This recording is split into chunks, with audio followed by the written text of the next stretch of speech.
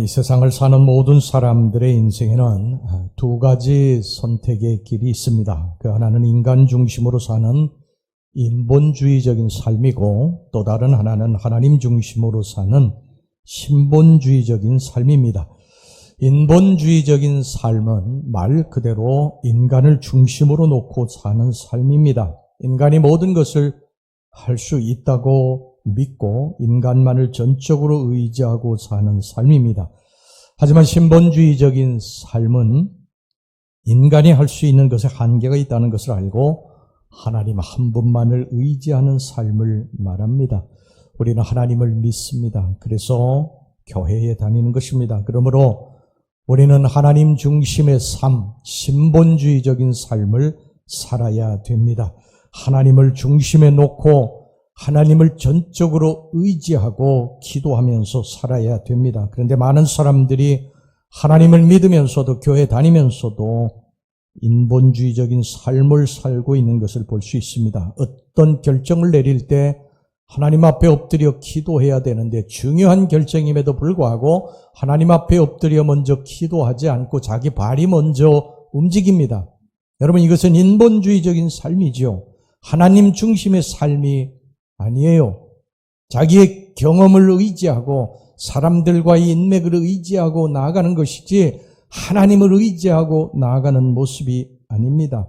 여러분, 그러면 안 됩니다. 하나님 믿는 백성들은 무엇을 하든지 먼저 하나님 앞에 엎드려 기도하고 하나님을 의지하고 살아야 될 줄로 믿습니다. 그러면 하나님이 우리들의 인생의 길을 인도하신다고 오늘 여기 본문에 말씀을 하고 있습니다. 그렇게 사는 것이 어리석은 것 같아도요, 더딘 것 같아도 나중에 보면 가장 빠른 길이고 지름길이고 축복의 길인 것을 여러분 믿으시기 바랍니다. 오늘 제 본문의 말씀을 통해서 신본주의적인 삶이 무엇인가 하는 것을 몇 가지 좀 살펴보고자 합니다. 첫째, 하나님께 온전히 순종하는 것, 이것이 신본주의적인 삶입니다.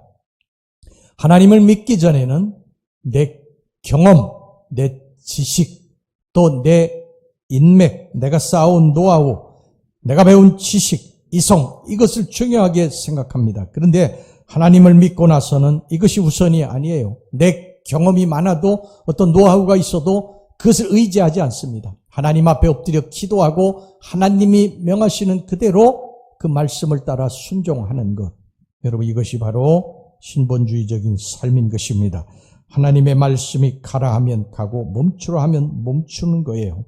여러분, 사람들이 볼 때 신본주의적인 삶이 어리석어 보일 수 있어요. 답답해 보일 수 있습니다. 그러나 세월이 지난 다음에 보면 하나님 의지하고 가는 그 걸음이 더딘 것 같아도 더딘 게 아니고 하나님이 명하라고 하셔서 가신 그 길로 가는 게 나중에 보면 지름길이에요. 축복의 길인 것입니다.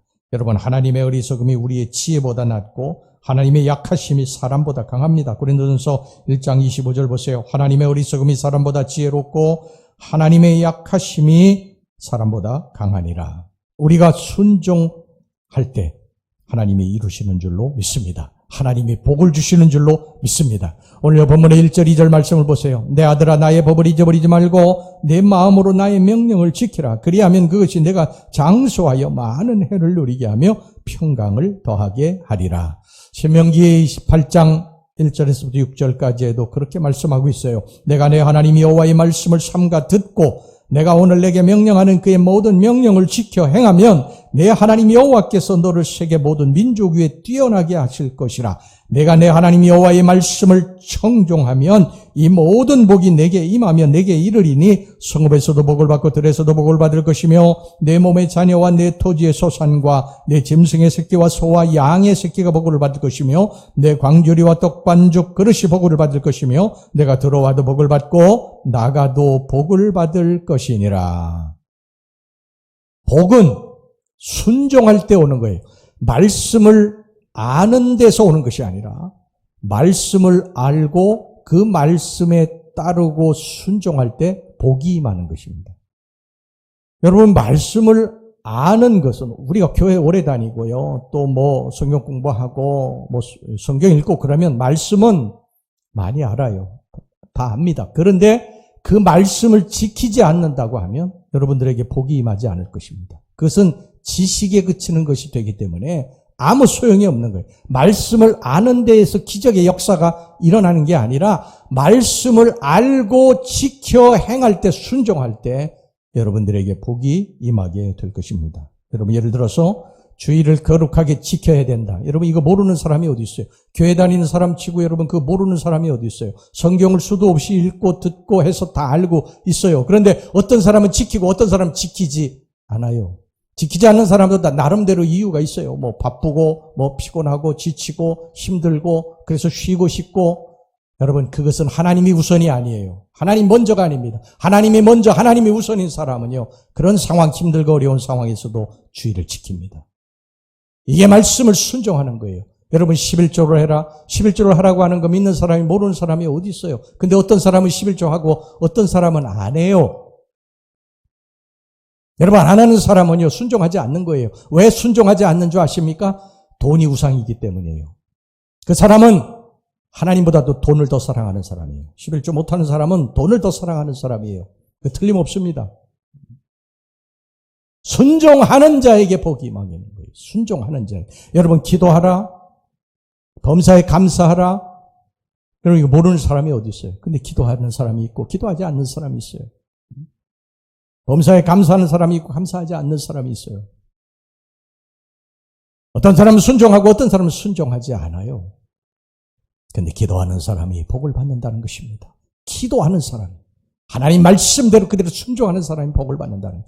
범사에 감사하라. 상황이 지금 힘들고 어려워서 감사가 안 나와요. 그래도 감사하는 사람이 복을 받는다는 것입니다. 이게 성경이 우리들에게 말씀하는 거예요. 말씀을 수십 년간 교회 다녀가지고 다 아는 거 이거 소용없습니다. 말씀을 여러분 100가지 안다고 그게 축복을 가져오는 게 아니에요. 말씀을 새신자라 2가지밖에 몰라요. 그런데 한 가지는 실천해. 여러분 그래야 복이 임하게 되는 것입니다. 여러분 아이들이 공부해야 한다는 거 다 알잖아요. 아이들이 공부 열심히 해야 된다는 거 다 알지 않습니까? 근데 어떤 아이는 순종해서 공부하고 어떤 아이는 공부하지 않아요. 그러면 공부한다고 하는 것을, 공부해야 된다는 것을 아는 사람이 여러분 대학교 들어가고 입시 시험을 뚫고 성공하고 승리할 수 있습니까? 안다고 해서? 아니에요. 그걸 안다고 해서 대학에 들어가고 하는 게 아니에요. 그 말씀을 알지만 그것을 지키지 않으면, 공부해야 된다는 거 알면서도 하지 않으면 그 아무 소용이 없는 거예요. 그 공부해야 된다는 것 알면서 열심히 공부할 때 대학에 합격하게 되는 줄로 믿습니다. 여러분 신앙생활도 마찬가지예요. 안다고 역사가 일어나는 게 아니에요. 순종할 때 역사가 일어나는 것입니다. 어느 날 하나님께서 아브라함에게 말씀하셨어요. 아브라함아, 이 우상의 땅 갈대아우르 내 고향 친척 아비 집을 떠나라. 내가 지시할 그 땅으로 가라. 하나님의 말씀이 떨어졌어요. 여기서 이제 아브라함이 선택해야 되죠. 하나님의 말씀에 순종해서 이 갈대아우르를 떠날 것이냐, 아니면 여기에 그냥 주저앉아 있을 것이냐. 아브라함이 어떤 선택을 합니까?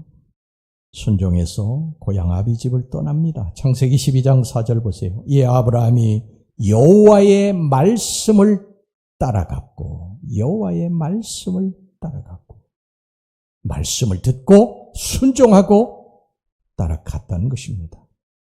여러분, 그 결과 아브라함은 하나님 말씀대로 큰 민족을 이루고 창대케 됐는 줄로 믿습니다. 순종했기 때문에 복을 받은 거예요. 여러분 안 떠났으면 그냥 평범하게 살았겠죠. 그런데 하나님의 말씀을 듣고 그 말씀을 지켜 행했기 때문에 아브라함은 믿음의 조상, 축복의 조상이 되는 줄로 믿습니다. 주의를 거룩하게 지켜라. 11조를 해야 된다. 기도해야 된다. 범사에 감사해야 된다. 복음을 전해야 된다. 이 말씀을 다 알지만 그것을 지켜 행하는 자가 하나님의 축복을 받게 될 것을 성경이 말씀하고 있다는 것입니다.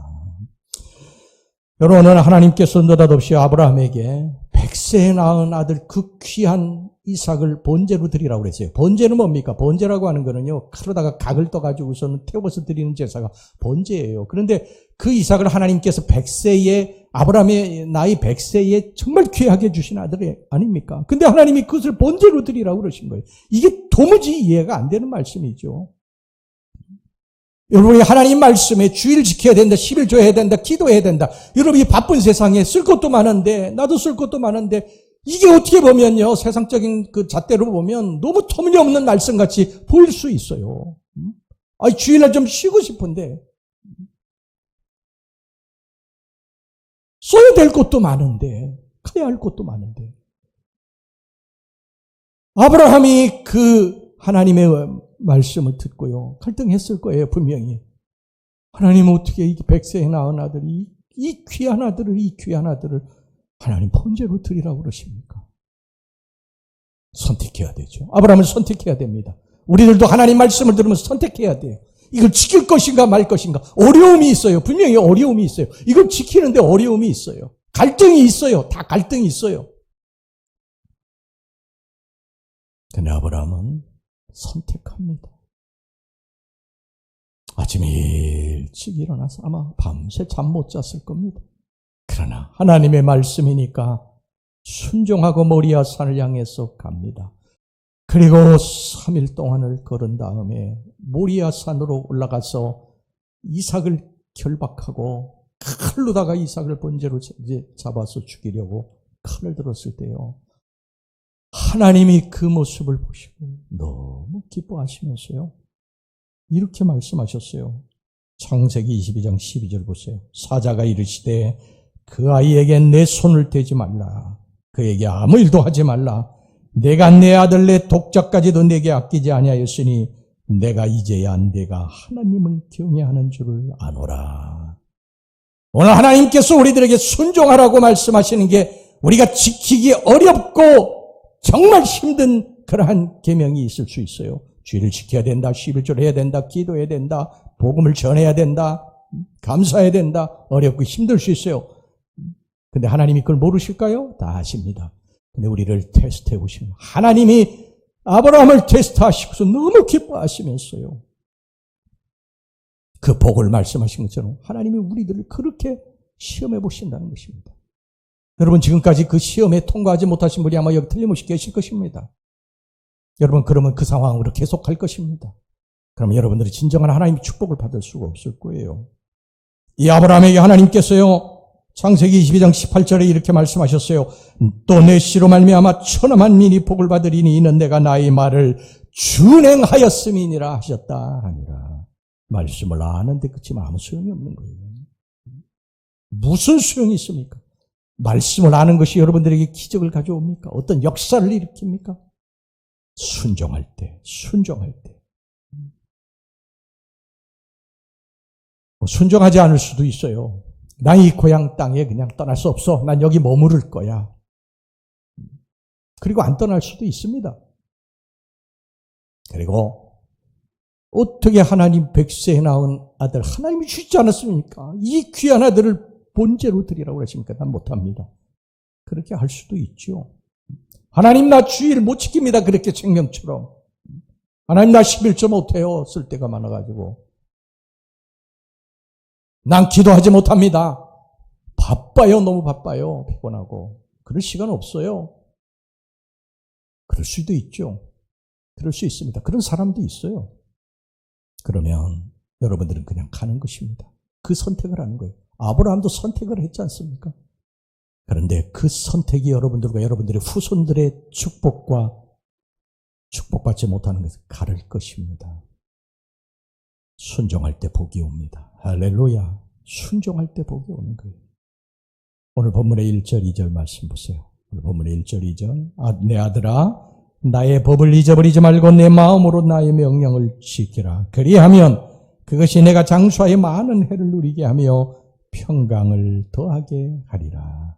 하나님 말씀을 그대로 순종하는 것, 이것이 복받는 길인 줄로 믿습니다. 하나님 말씀을 내 마음대로 해석해서는 안 돼요. 성도들이 해석을 많이 합니다. 얄팍한 지식으로 해석을 많이 해요. 주의를 지켜라, 11조로 해라, 기도해라, 아이 바쁜 세상에, 이 먹고 살기 힘든 세상에 이거는 안 한다고 그랬어. 뭐 무슨 특별한 저기가 있느냐, 이거 율법 아니냐, 그러면서 뭐 여러 가지 자기 나름대로 해석을 내놓습니다. 여러분, 그러면 그 사람은 평생 이 하나님 말씀 지킬 수 없어요. 그러면 여러분 그냥 그렇게 사세요. 그렇게 사십시오. 그냥 그건 여러분들의 선택이에요. 아브라함이 그 하나님 말씀을 듣고 그냥 그 자리에 거기 머물러 있다면 그는 평범한 삶을 살았을 거예요. 그런데 하나님의 말씀에 순종할 때 하나님은 이 아브라함을 정말로 놀랍게 축복하셔서 믿음의 조상, 축복의 조상으로 만들어 주신 것을 여러분 아시기를 바랍니다. 말씀대로 순종하는 것도 여러분들의 선택이고 순종하지 않는 것도 여러분들의 선택이에요. 하지만 여러분, 세월이 가서 나중에 보면 하나님 말씀을 선택하고 그 말씀대로 순종하는 사람을, 그의 후손들을 하나님이 어떻게 높이시는지 보시기 바랍니다. 하나님이 높여주시고 축복하실 것을 믿으시고 그저 하나님의 말씀을 그대로 힘들고 어려워도 지키고 순종하며 살아가는 여러분들이 되시기를 주의 이름으로 축원합니다. 그 다음에 두 번째입니다. 마음을 다하여 하나님을 의지하는 게 신본주의적 삶입니다. 5절 보겠습니다. 너는 마음을 다하여 여호와를 신뢰하고 내 명철을 의지하지 말라. 여기 마음을 다한다고 하는 게 무슨 뜻이냐? 마음을 다한다. 이거는 한 손에 하나님을 딱 쥐고 다른 한 손에 세상 것을 붙들어서는 안 된다는 것입니다. 여기에 마음을 다 두어야 된다. 여기에 눈을 다 두어야 된다는 거예요. 한 여자가 한 남자를 사랑해서 결혼했어요. 한 남자가 한 여자를 또 사랑해서 결혼했어요. 여러분, 그러면 이제 부부가 되었어요. 그러면 그 여자는 남편을 바라봐야 되고 남편은 아내를 바라봐야 돼요. 이게 마음을 다하는 거예요. 여기에 마음을 두고 다른 데에 기웃거리는 건 마음을 다하는 게 아닙니다. 이제 우리가 예수를 믿고 예수님이 나의 삶의 주인인 것을 고백했으면, 구주라고 내가 고백했으면 이제는 내가 다른 데 기웃거리지 않는 거예요. 그죠? 예수님만 바라보는 것입니다. 어렵고 힘든 일들이 있을 때에 예수님께 찾아오는 거예요. 이 성전에 찾아와서 하나님을 바라보고 기도하는 거예요. 이게 신본주의적인 삶입니다. 다윗이 그랬어요. 다윗은 일평생을 전쟁터에서 산 사람이에요. 전쟁하면 타의 추종을 풀어했습니다. 이 다윗이 원래 목동 아니었습니까? 목동은 지금 우리나라가 이렇게 풀이 많은 지역이 아니에요, 유대나라는. 그래서 계속 옮겨 다녀야 돼요. 풀을 여기서 다 뜯기면 다른 곳으로 또 옮겨가지고 풀을 뜯기고, 또 여기 다 뜯기면 다른 데로 가야 돼요. 계속 옮겨. 그러니까 다윗은 유대나라의 지리적인 정세, 이런 것들이 어디 숨을 곳이 있는지, 어디가 숨어서 전쟁하기 좋은지 이거 너무너무 잘 알고 있는 사람이에요. 그래서 그는 전쟁만 하면은 백전백승이었어요. 항상 전쟁에서 항상 승리자였어요. 경험, 노하우가 쌓인 사람이에요. 그런데 다윗은 전쟁에 나갈 때 한 번도 자기의 경험을 의지하고 노하우를 의지하고 나가지 않아요. 하나님 앞에 엎드려 기도합니다. 하나님, 제가 이 전쟁에 나갈까요, 말까요? 멋있지 않습니까? 자기의 경험이, 쌓아온 경험이 놀라운데, 자기가 전쟁에 여기 나가기만 하면 승리할 것 같은데, 하나님이 엎드려 기도하니까 나가지 말라고 그러세요. 그러면 즉각적으로 멈춰. 여기 나가면 자기 경험으로 보면은요, 안 될 것 같아. 전투에서 질 것 같아요. 그런데 하나님이 올라가라, 그렇게 말씀하시면 지체 없습니다. 즉각적으로 올라갑니다.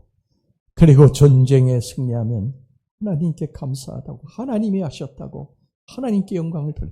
이게 다윗의 일평생 삶이었어요. 여러분, 하나님이 다윗을 내 마음에 합한 자라고 불러주신 이유가 있는 거예요. 저와 여러분들이 하나님 보실 때에 내 마음에 정말 드는 자다. 아들아, 너는 내 마음에 정말 꼭 드는 아들이야. 내 딸아, 너는 내 마음에 드는 딸이야. 여러분, 이렇게 좀 우리가 주님 앞에 인정받는 삶을 살 수 있기를 주의 이름으로 축원합니다. 다른 거 없습니다. 하나님 의지하고 하나님 한 분만을 바라보고 하나님 말씀에 순종하고 살면 하나님이 우리들을 그렇게 보신다는 거예요. 다윗은 하나님 외에 다른 대안이 없었어요. 다른 대안이. 근데 우리는 대안이 너무 많지 않습니까? 이것 안 되면 이거 안 되면 이거, 이렇게 해서 다 대안이 있어요. 야곱이 그러지 않았습니까? 야곱이 그렇게 살다가 나중에 깨지고 부서진 다음에 이제 하나님만 바라봐. 하나님만.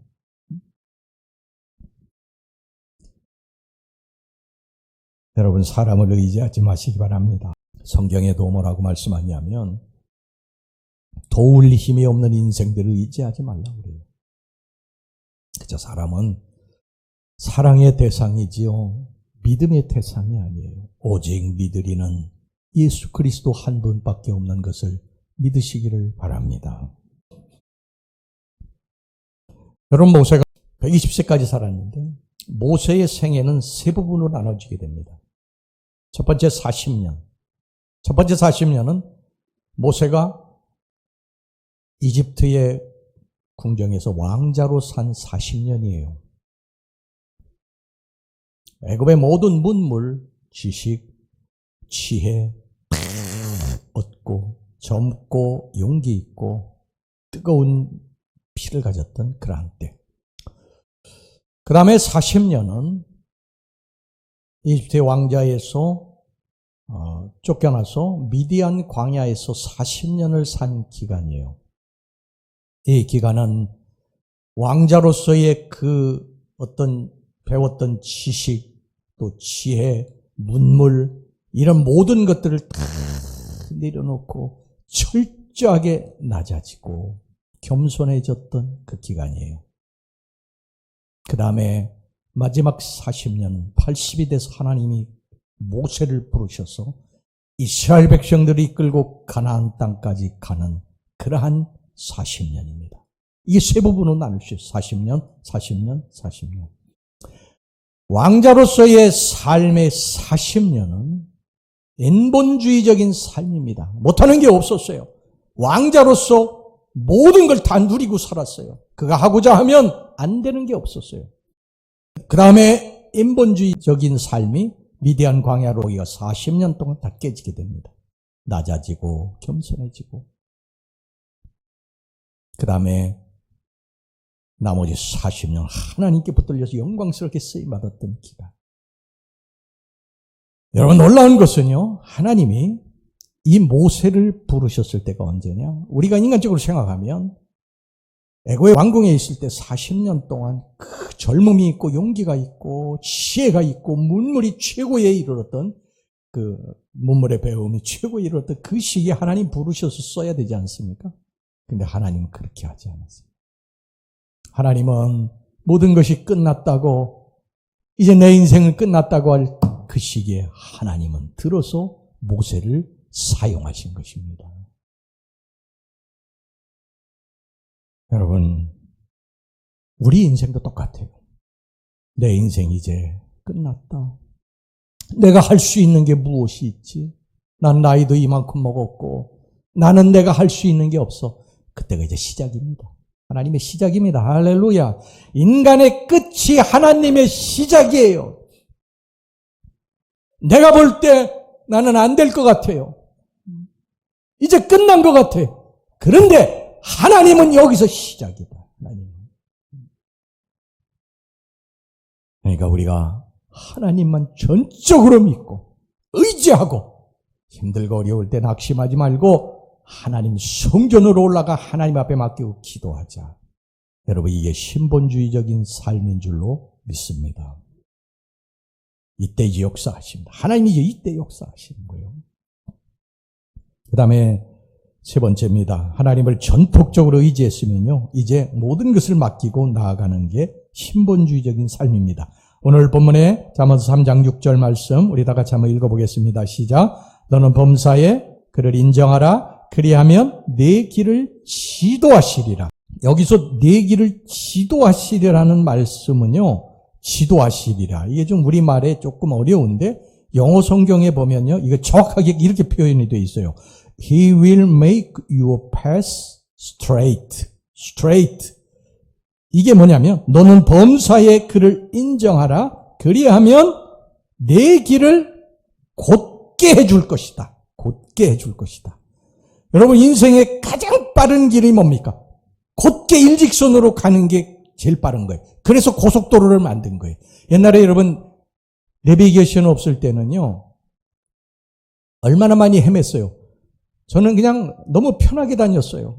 그냥 당연히 헤맬 걸로 알았어요. 좀 길치기 때문에 그냥 출발하면 당연히 헤맨다 생각하고 돌고 가긴 가지. 근데 시간, 돈 이런 게 낭비가 되는 것이죠. 요즘에는 여러분 내비게이션이 있으니 가장 빠른 길로 뭐 이렇게 옵션이 여러 가지가 있더라고요. 그래서 그거대로 가는 것입니다. 여러분, 우리 인생에도 돌고 돌아가는 길이 있고 스트레이트로 가는 길이 있어요. 스트레이트로 가는 길이 지름길이죠. 시간도 돈도 절약되는 길입니다. 그런데 우리가 하나님을 의지하고 하나님을 붙들고 나아가는 것이 우리들의 인생의 지름길, 스트레이트로 가는 길이라는 거예요. 세상 사람들이 보면 안 그렇게 봅니다. 답답해 보여요. 어리석어 보여요. 그런데 성경은 그렇게 말씀하지 않고 하나님을 의지하고 가는 길이 스트레이트로 가는 길이다. 지름길로 가는 길이라는 거예요. 나중에 그게 증명이 됩니다. 나중에. 우리 하나님을 의지하고 삽시다. 할렐루야. 하나님만 붙들고 나아가면 그게 인생의 지름길이라는 거예요. 여러분, 인생은 내가 할 수 없는 것이 있어요. 아무리 하기를 원해도 할 수 없는 게 있어요. 예를 들어서 모세를 살펴봅시다. 모세가 태어났을 때 애굽의 바로가 자기들 땅에서 노예 생활하던 히브리인들의 인구가 막 기하급수적으로 늘어나게 되니까 위협을 느끼고요. 어린 아들이 태어나면 다 죽여버리라고 산파에게 명령을 내렸어요. 이때 모세가 태어났습니다. 근데 부모가 어떻게 아들을 죽일 수 있겠어요? 모세를 숨어서 이제 길렀습니다. 몰래 숨겨서 길렀는데 3개월이 지나니까 아이가 막 소리를 내고 이제 막 울고 또 기어다니고 이러니까 더 이상 숨길 수가 없게 됐어요. 그래서 어쩔 수 없이 갈대 상자를 엮어가지고 안팎에다가 역청과 나무진을 칠한 다음에 모세를 거기 집어넣었습니다. 그리고 그 모세를 어쩔 수 없이 나일강에 띄웠어요. 부모가 할 수 있는 일은 여기까지입니다. 부모가 할 수 있는 건 여기까지. 이제 그 다음에는 하나님이 하셔야 되죠. 나일강에 둥실둥실 떠가는 그 갈대 상자, 이것을 바라보면서 부모들의 마음이 두렵습니다. 불안합니다. 그러면서도 하나님을 바라보고 하나님을 의지합니다. 하나님이 모세를 불쌍히 여기소서, 아기를 불쌍히 여기소서. 여러분, 바로 이게 인간이 가진 한계입니다. 우리가 최선을 다하지만요, 인생에는 내가 할 수 없는 영역이 있어요. 열심히 공부하지만요, 그 다음에 결실은 하나님이 맺게 해주셔야 됩니다. 사업 내가 열심히 하지만 그 사업의 열매는 하나님이 맺게 해주셔야 돼요. 열심히 공부하는 거, 열심히 사업하는 거, 열심히 노력하는 거, 거기까지입니다. 그 다음에는 하나님이 하셔야 돼요. 우리 옛말에 그래서 진인사 대천명이라고 하지 않습니까? 우리들이 다 최선을 다할 때 하늘이 돕는다. 하늘에 맡기는 것입니다. 우리가 믿는 하나님께 맡기는 것입니다. 모세의 이야기를 계속하겠습니다. 모세를 나일강에 띄우고 멀리 숨어서 초조하게 이제 그 부모가 바라보고 있는데, 모세가 나일강에 둥실둥실 떠갔던 그 갈대 상자를 누가 건집니까? 바로의 딸 공주가 건져요. 그때 아마 이 모세의 부모들은 절망했을 거예요. 아버지 바로가 어린 아들 히브리인들 다 죽이라고 명했는데 공주가 그것을 건졌으니까 살아나긴 틀렸구나. 아마 절망했을 것입니다. 끝났구나 절망했을 거예요. 그런데 여기에 하나님의 대반전이 있습니다. 하나님의 역사는 항상 이래요. 우리 인간이 생각할 때 끝났다고 생각하는데 안 끝난 거예요. 이게 시작입니다. 우리의 상식을 깨고 우리의 경험을 깨고 우리의 지식과 이성을 깨는 대반전을 일으킵니다. 바로의 딸이 공주가 그 모세를 데리고 와서 왕자로 키웁니다. 이게 하나님이 하신 일인 줄 믿으시기 바랍니다. 우리 이 영상을 좀 잠깐 보시겠습니다. 불 다 끄시고 뒤에.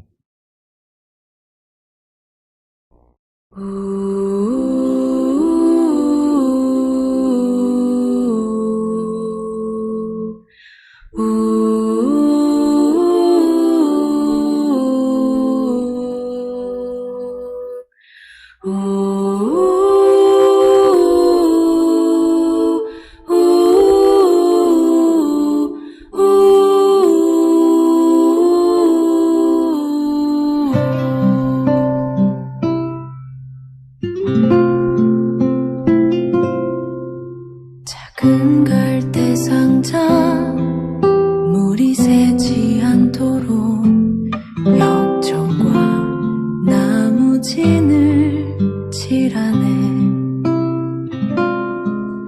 어떤 맘이었을까 그녀의 두 눈엔 눈물이 흐르고 흘러 동그란 눈으로 엄마를 보고 있는 아이와 입을 맞추고 상자를 덮고 가까이에 띄우며 간절히 기도했겠지.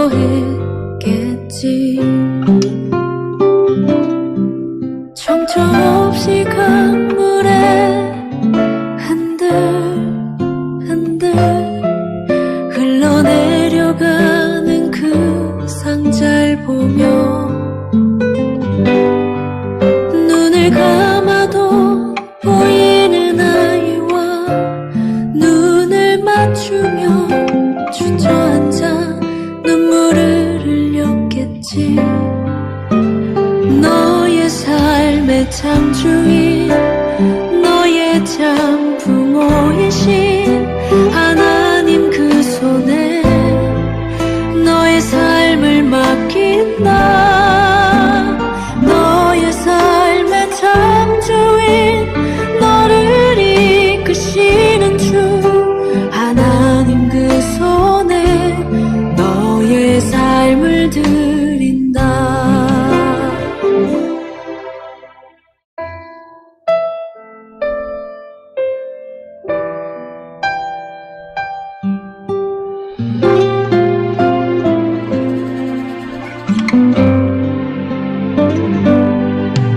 어떤 마음이었을까 그녀의 두 눈에 눈물이 흐르고 흘러 정처 없이 강물에 흔들흔들 흘러내려가는 그 상자를 보며 눈을 감아도 보이는 아이와 눈을 맞추며 주저앉아 눈물을 흘렸겠지. 너의 삶의 창조인 너의 참 부모이신 하나님 그 손에 너의 삶을 맡긴다. 너의 삶의 창조인 너를 이끄시는 주 하나님 그 손에 너의 삶을 드린다. 그가 널 구원하시리. 그가 널 이끄시리라. 그가 널 사용하시리. 그가 너를 인도하시리.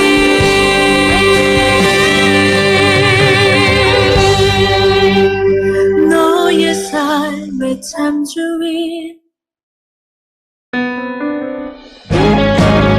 너의 삶의 창조인 너의 참 부모이신 하나님 그 손에 너의 삶을 맡긴다. 너의 삶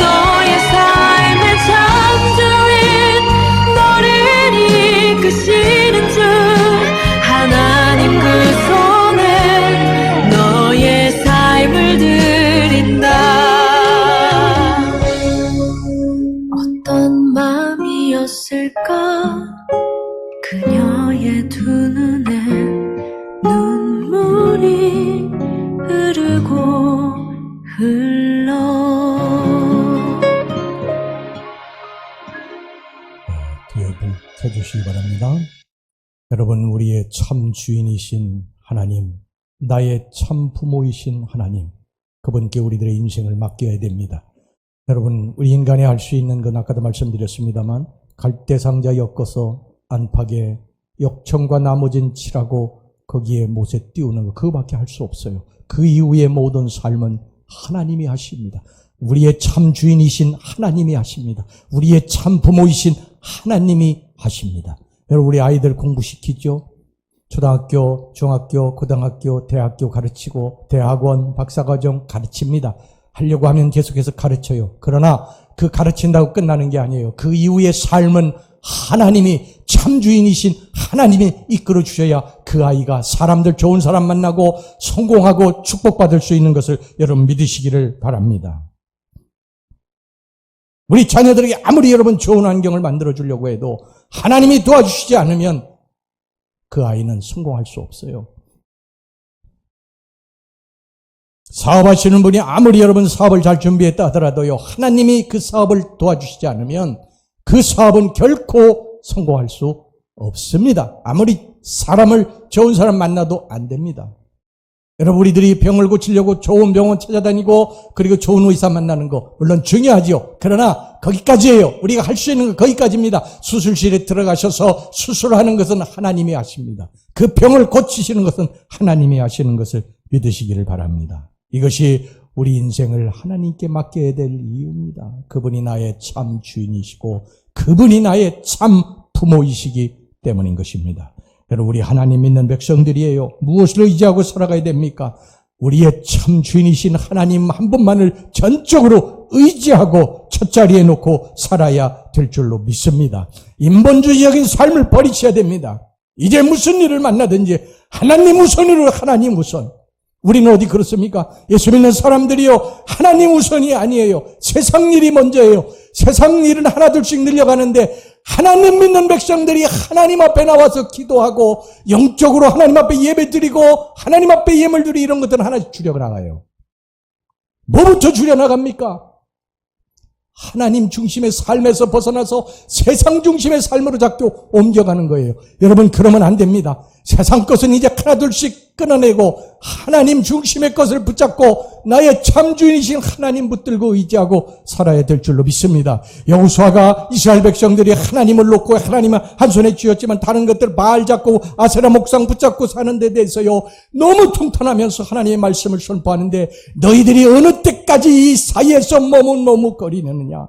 하나님이 너희들의 진정한 하나님이면 하나님께로 갈 것이고 바알이 아세라 목상이 너희들의 하나님이면 그리로 갈지니라.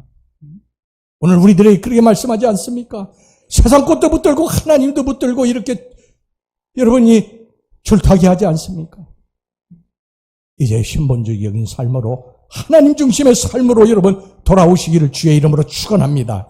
아브라함이 선택했듯이 하나님을 선택하고 하나님이 아브라함을 높이시고 세우시고 축복하셨듯이 저와 여러분들이 하나님 붙들고 하나님을 의지하고 하나님께로 돌아서서 하나님으로부터 놀라운 은혜와 축복을 받는 역사가 일어나기를 주의 이름으로 축원합니다.